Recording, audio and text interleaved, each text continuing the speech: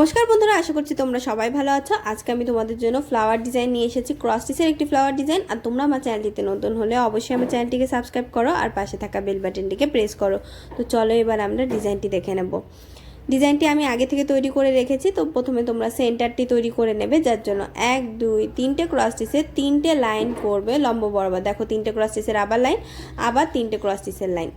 তো এখানে দেখো এইদিকেও 3টে ক্রস স্টিচ আছে, আবার এদিকে, তো চারদিকে কিন্তু 3টে করে ক্রস স্টিচ হবে। আবার এই ক্রস স্টিচ থেকে দেখো এখানে 3টে ক্রস স্টিচ তৈরি করেছি আমি ব্লু কালার উল দিয়ে। আবার এখানে একটি গ্যাপ দিয়ে এখানে একটি বাড়িয়ে আবার 3টে ক্রস স্টিচ, আবার সেমভাবে একদিকে বাড়িয়ে আর একদিকে কমিয়ে 3টে ক্রস স্টিচ, আবার সেমভাবে আরও 3টে। তো 3টে ক্রস স্টিচের এখানে কৌণিক বরাবর আমি 4টে লাইন তৈরি করে নিয়েছি। আবার দেখো এই বরাবর আমি 3টে ক্রস স্টিচ পিঙ্ক কালার উল দিয়ে তৈরি করেছি।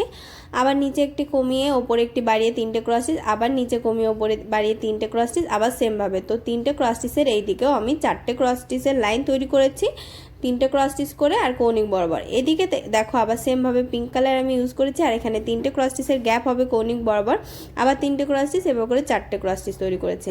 আর সেমভাবে এদিকেও কিন্তু আমি তৈরি করে নিয়েছি। এখানে যেখানে আমি পিঙ্ক কালার ইউজ করেছি তার পাশে আমি ব্লু কালার ইউজ করেছি। এভাবে তোমরা কালার চেঞ্জ করে তৈরি করবে। আবার এখানে দেখো একটি গ্যাপ রেখে আবার ওপরে 3টে ক্রস স্টিচ, আবার এখানে দেখো এখানে একটি গ্যাপ রেখে আবার 3টে ক্রস স্টিচ। তো ওপরের লাইনে এভাবে করে দুটো লাইন হবে 3টে ক্রস স্টিচের। আবার এখানে দেখো সেম কালার দিয়ে 3টে ক্রস স্টিচ, আবার গ্যাপ রেখে আবার 3টে ক্রস স্টিচ। আবার এই সাইডেও দেখো 3টে ক্রস স্টিচ তৈরি করার পর একটি গ্যাপ, আবার 3টে ক্রস স্টিচ, আবার একটি গ্যাপ, আবার 3টে ক্রস স্টিচ। তো কৌণিক বরাবর আগে 3টে গ্যাপ ছিল, এবার দুটো গ্যাপ হচ্ছে। তো এভাবে করে তোমরা পুরোটা ফুল কভার করে নেবে আর সাদা দিয়ে কমপ্লিট করে নেবে।